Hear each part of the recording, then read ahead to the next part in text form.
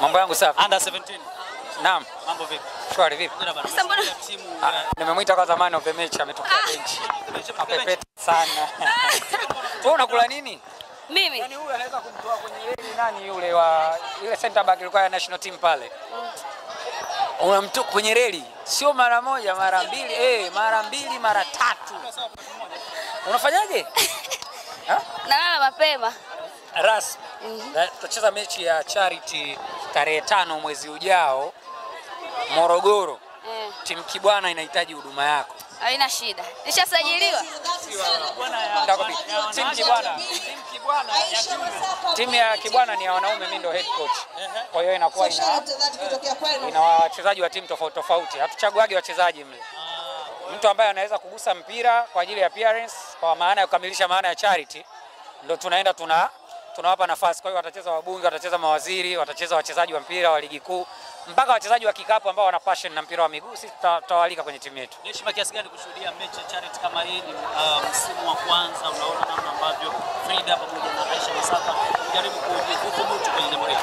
It's a very good thing actually, kwa sababu kwanza tunashuhudia vipaji ambavyo pengine vimechelewa kutengenezwa au kuonekana, not kutengenezwa, kuonekana, kwa sababu kipaji tayari unakuwa nacho. Mpira wetu kwa upande wa kinadada sasa hivi umekuwa mkubwa, na kadiri ambavyo tunaendelea kuwaonyesha kwenye platform kama hizi, tunaendelea kuwa expose huko nje. Imagine tulikuwa na striker wa Al Nassr leo hapa, Clara, Al Nassr ya wanawake, striker wa Brighton and Hove Albion yuko hapa, top scorer wa ligi kuu ya wanawake Tanzania, ma MVP, walinzi bora, makocha wa daraja ya juu ambao wamejitokeza kwa ajili ya kuwasupport. Ni kwa kiasi gani tunaweza kuwauza huko nje. Exposure ambayo anayo mfano Clara na Aisha kwenye mpira wa wanawake, kwa sababu wao wanacheza nje tayari na wanapata nafasi kwenye timu zao wanaonyesha, inawezekana ikawa ni spotlight kubwa kwa wachezaji wengine wako hapa, kwa sababu tunaamini kuna taasisi za kimataifa ambazo zilikuwa zinafuatilia. You never know. Kwa upande wa muziki, kina Frida, wachezaji wa mpira wa miguu wengi tunajua ni mashabiki wa muziki. Wanapenda singeli, tumeona wamepigwa singeli, wanapenda hip hop, wanapenda bongo flavor. Leo wamepata kushuhudia upande mwingine wa Frida, kwamba pamoja na kwamba anaimba hip hop, ni mchezaji kumbe uwanjani amegusa mali, umeona uwanja mzima umeamka, umeshangilia.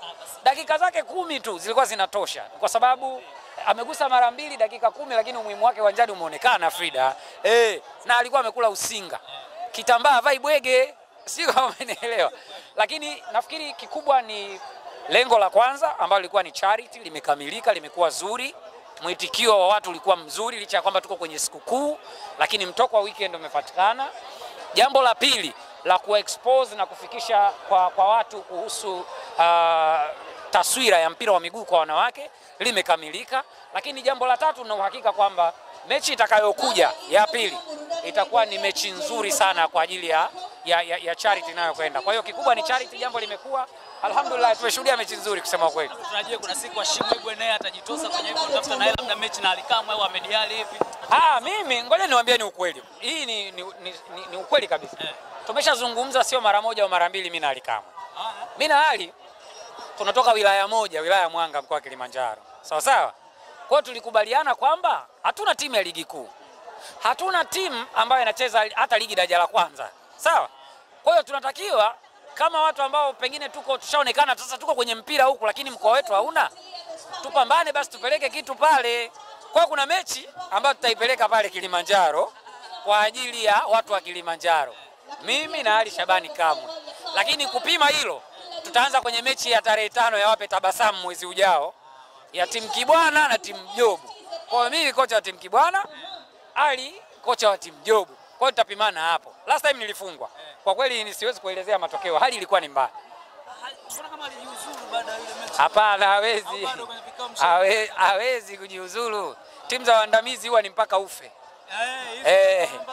Timu za kiandamizi mpaka ufe ndio unaweza kuachia timu. Vinginevyo mpaka watu labda waseme hatukutaki. Yes.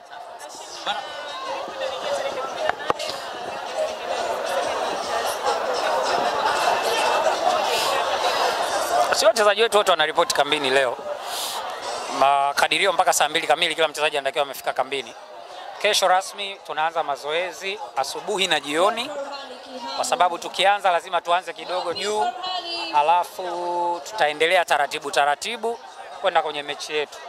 Mechi moja tunacheza nyumbani, mechi inayofuata tutacheza away.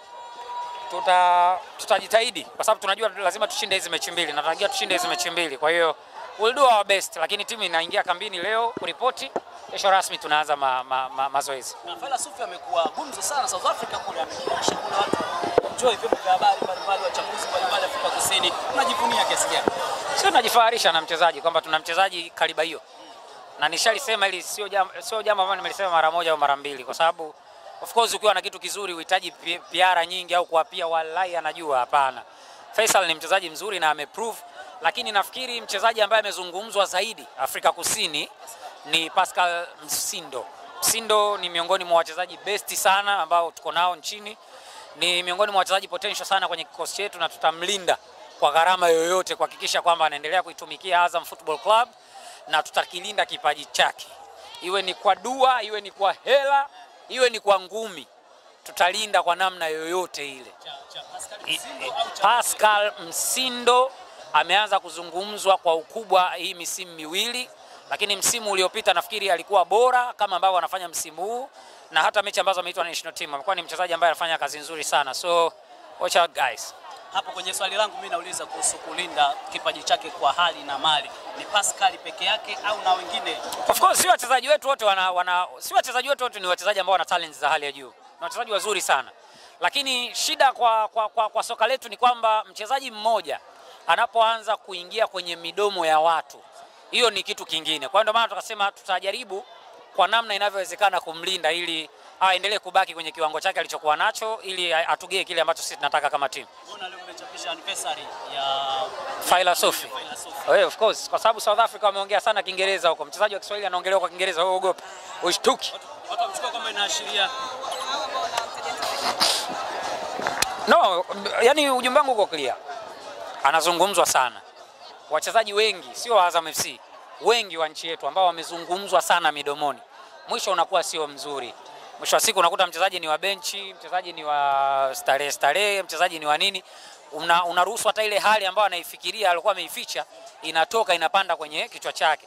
Ndio maana mimi ambacho nakisema ni kwamba tutajaribu kulinda wachezaji wetu physically, emotionally, financially, na hata ikibidi kuingia kwamba inabidi tukae kitako na mashehe wafanye dua, tutawalinda wachezaji wetu wote. Tunaanza na Msindo kwa sababu ndo ameanza kutajwa sana. Sisi wachambuzi wa mambo kwenye ile anniversary ya Faisal tukaona ni kama kuwakumbusha watu kwamba Feitoto ana mkataba mwaka mmoja. Hiyo ni kweli, uko sahihi. Ni kweli hiyo ni kweli. Kwa hiyo kama watu wanataka kuja waeke hela kweli.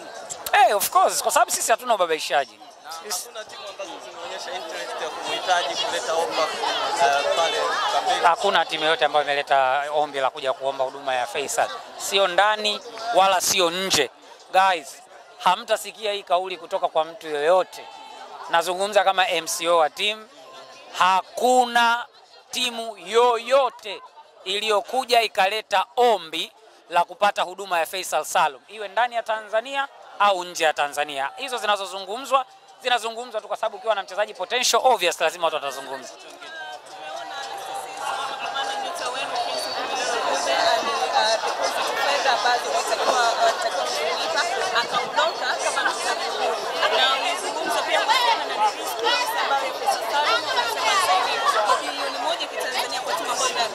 Bilioni 2.54.